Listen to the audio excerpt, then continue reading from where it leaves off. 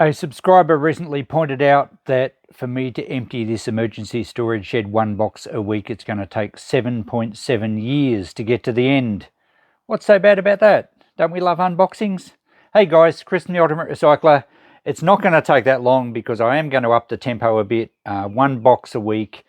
We will do better than that. We've been dragging a few extra things out, and that works on the assumption that the shed is full of boxes. But there's a lot of bigger stuff in there. There's some TVs. There's all sorts of interesting stuff. Let's go and grab a box for this week. We're up to episode 19 of the Emergency Shed Clean Out. So thanks, Shane, for your calculations. It brought a smile to my face. And yes, there is still a lot of stuff in here, I know. But we'll get through it, and we'll get through it fairly quickly, I think. And we will up the tempo a little bit because I do need to make a bit more room in here. We've only just got in the door. The shed's approximately 30 feet deep and it's packed to the rafters. And I'm eyeing off a box right in front of me that another subscriber, Ross, is keen to have a look in. It's a nice old oil box, and I don't know what's in it. It would have come out of my old shed from behind my old shop, which we had to move in a hurry, if you didn't know. And that's why everything got packed in here. There's 20 years of accumulation of interesting stuff that I didn't want to put straight in my shop. And there are some boxes, I was looking at those crates just before, of books and stuff that came from a house and shed cleanup that I actually did a playlist on called The Great Radio Shed Clean Out or something. And there's still a lot of vintage radio stuff. I can see some electronics magazines there. We'll be unpacking those at some stage. It looks like we've got some more electrical stuff in this tub. There's some more early lids from saucepans and things. There's CRT TVs. There's all sorts of wonderful, weird and strange electronic stuff. We have, I don't even know what's in that old timber barrel. Some of the stuff, I must admit, I don't know what's in it. I've never seen before. Occasionally we buy shed lots and we just take a punt and we don't even really look in, and we just say, we'll give you X amount. And the owners sometimes say yes, and we move boxes without looking in them. So it's a real lucky dip. This old pie warmer, they make excellent tool chests. Now, this was in my old shed, my old workshop, and it's been neglected for many years. It needs a good clean out, but I am going to keep that because it does make a very good tool chest for sorting all your spanners and things out. Some of these boxes have obviously had a bit of weight on them, so that's not ideal. That looks like a street directory. Some of the early Melbourne street directories are worth a bit of money, so that one's not the best there as far as being looked after. Anyway, let's get this timber box onto the bench and we'll have a look inside. So especially for you, Ross, we have this old oil box. The box itself looks in pretty good condition. And yeah, interesting stuff in here too, I think. Let's dive into the contents and we'll check the box out when we're finished. So I can see a couple of old drawers. And yeah, I think this may have came out of my shipping container at the back of the old shop. It's jammed in pretty tight. I'm not sure what that is. It looks like an antenna. So if it was in the container, there could be some pretty cool stuff in here, or it may indeed have actually never been unpacked, which is possible. These are Edwardian drawers, probably from a Duchess, which is basically a Duchess is a dressing table with little drawers, little trinket drawers on top, and probably a mirror between them. It's obviously been in shed use. It's quite oil stained. I'm not sure why I would have kept them, if indeed I even put stuff in this box. As I said, quite nice little original brass hardware. Given that there's two of them, they, yeah, look, I could probably just put them in the shop at $5 a pair. I'm not even going to wash them up, really. I'll just dust them off, and someone could use them for something. Look, I don't know. I don't want them here. I'm not into furniture restoration in a big enough way to want to save the hardware. So we'll just jot those two old drawers down at $5 the pair. And this cardboard box that was in one of them says cheese plate with cowl lid. And it looks like that's what it is. So this isn't overly old. I would say maybe 1990s. It's probably made in China. And I don't even know if there's a tray for it. Oh, it's probably underneath. So it's obviously Well, it's never been unpacked, I would say. It might have been a gift or something that never got opened. Yeah, there's a made in China sticker. Those stickers are probably 1990s into the early 2000s. The box certainly looks like it's been around for a little while. Copper Art. Well, they were Copper Art, the company that sold a lot of Indian copperware and all sorts of stuff. Home decorator stuff, mainly in the 1990s, I think. So that's probably when it dates to. Interestingly, we don't see a barcode on it, so it may even date back to the 1980s. Regardless of that, it's not worth very much. It is obviously undamaged because it was new, and it's kind of cute. Cheese plate, maybe a butter dish. They called it a cheese plate, but it could equally be a little butter dish. I'm just going to put that in the shop. Look, we might get $10 for it, even though it's modern and not collectible. Home decor stuff does sell quite okay, and if someone's into cattle, maybe they have a dairy farm, I think they would probably buy that. I'm not going to keep the box. That can go in the recycle bin just for cardboard, and we'll wash that up and put $10 on it in the shop. So you can see things don't actually have to be antique or very scarce or collectible to be of some value. Okay, what's in here? We have a tenon saw, a very rusty tenon saw. The teeth feel like there's absolutely no bite left of them at all. In fact, it looks like a few have been broken, so it's been used and abused. The handle's loose. I don't think that's even worth the effort to wash. I'll just put that in with my shred steel. The handle's, it's got a big burn chunk out of it. That looks like it's been burnt. So the handle's not even worth saving for a better quality saw. So I might just break the handle off. It can go in my firewood box, and the blade can go in the scrap steel. Now this is a antenna, possibly a CB radio or UHF antenna. Don't know much about these. It's obviously a gutter mount one. I'd say it dates to the 1970s or 1980s because they didn't have gutter mounts on cars after that, I don't think. So not sure if there's much value there. I'll have to check that one out. Oh, actually it probably goes with, looks like there's an actual two-way radio in here. And there is. And it's been quite rusty. I don't know if it happened in this box. I don't think so. I think wherever it was before it went to this box, it was poorly looked after. Electrophone, AM transceiver. I can check this model out. It may be okay inside. It's only really just the case that's rusted and the bracket.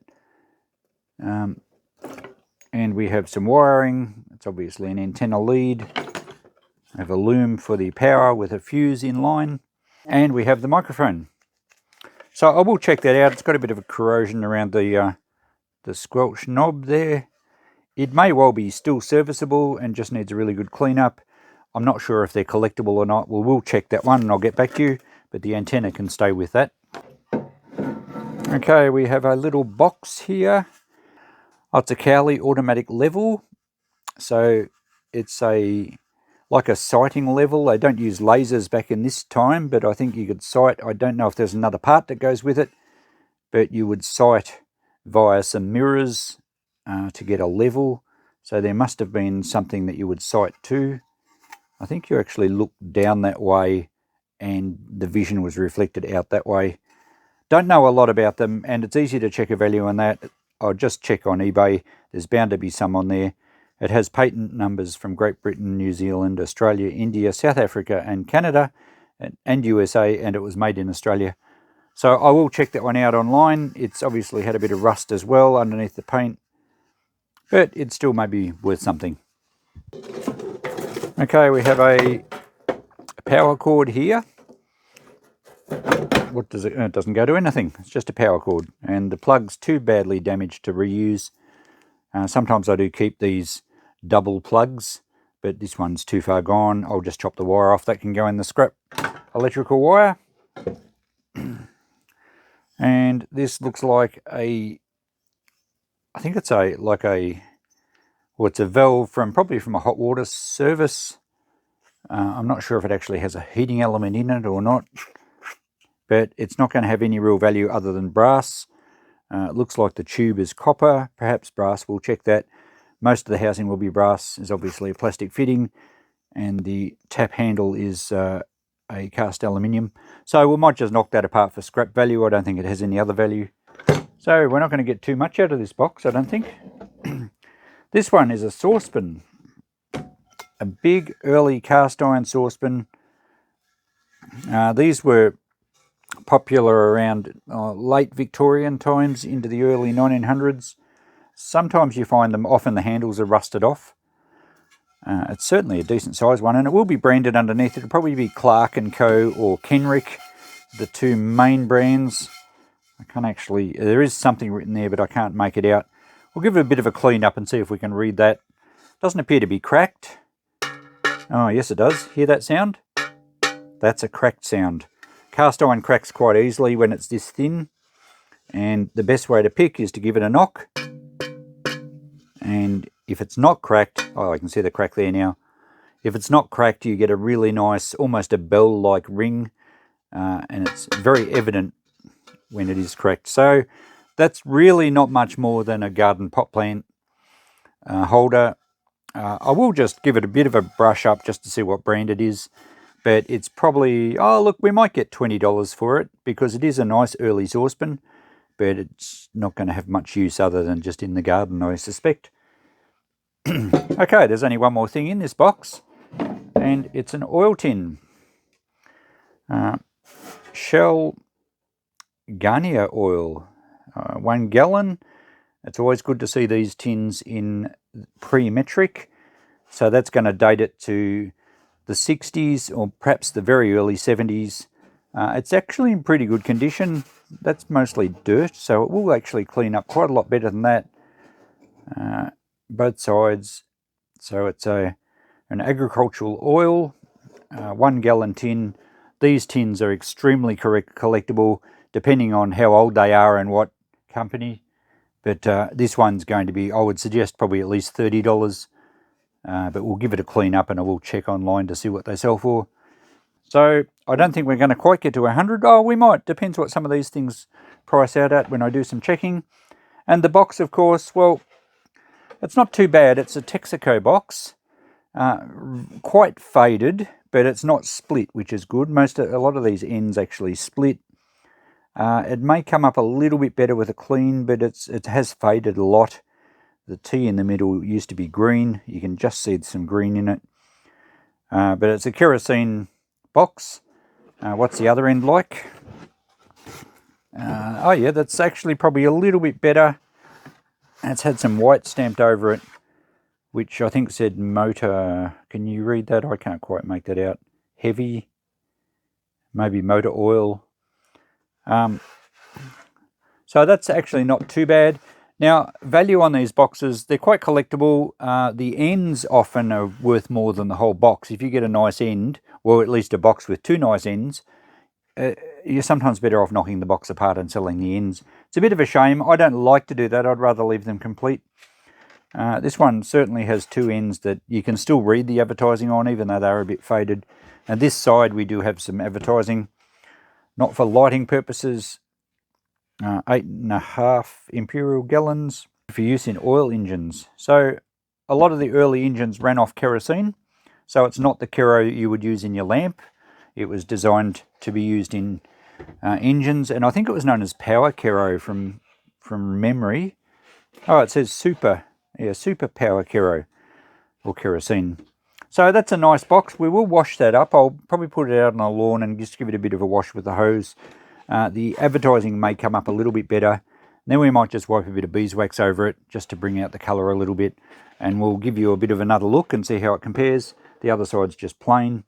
But it's quite a solid box. And the other important thing I look for in boxes, it's got no woodworm or borer holes. It happens so often on these old boxes when they're left in sheds. They get borer into them and it pretty much destroys them. So this one's actually in pretty good nick as far as that goes, so it just needs a wash up. Well, we've done it again, guys. Everything's cleaned up and we have blown past the $100 barrier. In fact, we got to $160. I'll run through the prices. I did alter them a little bit from my initial discussions, and I'll point out a few little things I found out or noticed. I've taken the handle off the old saw, and I took the bracket off the two-way radio because it was just so badly rusted. And this pipe from the valve thing wasn't copper, it's actually steel, so that can just go in the shred. There's our electrical wire. I did take a few bits off that valve. I think it may have been a gas cylinder valve or something. I don't think it was hot water. Anyway, that's all our brass. A few little bits of rubbish. Of course, I'm going to keep the spring, a bit of aluminium, a few little bits of steel, and the plug from that cord can go in the e-waste bucket. I know some of you take the pins off, but I don't usually get around to it. The Cowley automatic level, I didn't do much to that. I did check them out online. There's heaps of them on eBay. They don't sell for very much. I think I went for $15 on that. When I said you sight something on them, I believe that you actually have just a measure stick, or like a large stake, I suppose it would be, with measurements on it that you sight through to get your level. So it's a surveyor's tool of sorts. The saucepan cleaned up quite well. I didn't clean inside at all. I just gave it a bit of a scrub outside, and I think it's its original black finish, too. And underneath, we can see, it didn't come up very clear, but we can make out that it is Clark & Co. It's T&C Clark & Co. England. I think it was a number 7, and it was 4 quarts, if I remember. It's a bit hard to read in this light, but I could read it when it was wet. And there is a registration number somewhere. I think it's up here. Registration number, and you probably won't be able to make that out on camera, but it does read 44 something something something. I looked it up online, and you can date these items from the British registration number. Previous to 1884, they used a diamond, a registration diamond, and they used this number right through into the 1900s. And that number actually, I think it dates it to 1905. So I was pretty spot on with my age of that one. So I just stick with $20. Someone will put a pot plant in it. It's a nice antique piece. The radio, I did clean up a little bit, just scraped a bit of the rust off with a wire brush. It actually cleaned up much better, especially with the bracket taken off it. I'm not going to test it, but I'm going to put that in the shop with all the accessories for $20. We'll see how we go. I did see some of these Electrophone radios on eBay make pretty good money. I only found one of these, and it didn't sell for a relatively low amount, so I'll just take $20 for that if I get it. What else have we got? Well, the shell tin cleaned up really, really well. Some of those marks were actually dirt. It's got a nice gloss to it. I haven't even put beeswax over this. This is original. Cleaned the top up a bit better, and the bottom's great. So I've gone for, I reckon we'll get $45 for that. As I said, these early gallon tins do sell quite well, and I found a few of these on eBay very similar to this that sold for around about the $40 mark plus postage. So I think we'll get that. The drawers up the top here, I did up to 10. I know I said I wasn't going to wash them, but while I had the soapy hot water going, I just threw them in and gave them a good wash up, let them dry. And someone will pay $10 for those just as trinket box or repurpose them into something else. So that worked out okay. And the last thing was the Texaco oil box or Kero box. It cleaned up quite well. You can even make out a bit of the Texaco red star, and the green paint on the T is really good this end. I have washed it with a hose, as mentioned, and used a bit of beeswax just to bring out the colour a little bit, and it darkens the timber up. I didn't really put much beeswax on this side, but that side looks good. And the other end isn't bad either, but this is the better end. So that came up well, and I think we'll get $40 for that fairly easily. Ross, you get first dibs if you want that at $40. So there we go. Not a bad little haul. Again, some great value out of something that initially didn't look like much at all. Now, I'm not sure if you heard that whimpering in the background, but Coco's a little annoyed because she wants to go outside. But we have tradies in the house today finishing off our bathroom renos. And she just snuck out the front door straight across the road to the school where she likes to play with the kids if she can get over there. But she doesn't have any road sense, so we don't want her running out again. All right, I did say I was going to try and get more than one item a week out of here. Let's drag this big roll of... Oh, we're going to lose this box. Hang on, we'll get that box down first. I think it's just got some antenna wire. It has too. And I'm going to set up a TV antenna at the back of my shed for testing TVs here. So I'm keeping that wire. I'll probably put the box in the recycle bin. So we'll get rid of that one this time as well. This is a roll of old fiberglass. I don't know if it's much good. I'm certainly not going to use it. I'm not going to do any fiberglassing here. I don't think Coco should be sniffing fiberglass, so I'm not sure what we'll do. We'll see if we can give that away at the shop. Someone might use it. It's probably still okay to be used. So that gets rid of that as well. And the last thing we'll get out of here for this video is these two winches. I'll find somewhere to hang them up. They've both come out of people's sheds, and I've kept them because, well, you know, because winches are handy. I've used them numerous times. So they'll be part of my toolkit in my shed. I'll hang those out of the road, and that will make some more stuff out of the emergency storage shed. We'll get into a few more boxes next week, and hopefully keep forging our way to the back of the shed. So $160 from this lot takes our total to just over $3,000 so far of saleable stuff out of that emergency storage shed. We still continue to seem to get at least $100 per box. I don't know how long that's going to last. And I know sometimes I do a video and there's two boxes that add up to 100, and there's another box of lids there that won't add up to much. But it's still chalking up the total, and it's continuing to climb, which has got to be good. And by the way, all this stuff I'm taking to the shop, we are selling quite quickly. It's very often I'll take a box of stuff to the shop on a Friday, being our first working day of the week, because we're closed midweek. And over that weekend, I'll sell 3 or 4 items out of that box lot. It seems like people just, they sort of sense new stock and they zoom into it straight away. And a lot of my stuff is priced pretty cheaply. And I am making a lot of sales through from you guys. So I appreciate that. When you spot something in this video that you like, send me a message. I'm happy to do a deal. It happens nearly on every video now. And there's even people that regularly spot things in the background that I haven't even unboxed, and they've said, the box to your left up high, what's in that, or can I buy that? So I'm happy for that to happen. It helps my sales, and you guys might get some bargains. Thanks for watching. Catch you in the next video. Bye for now.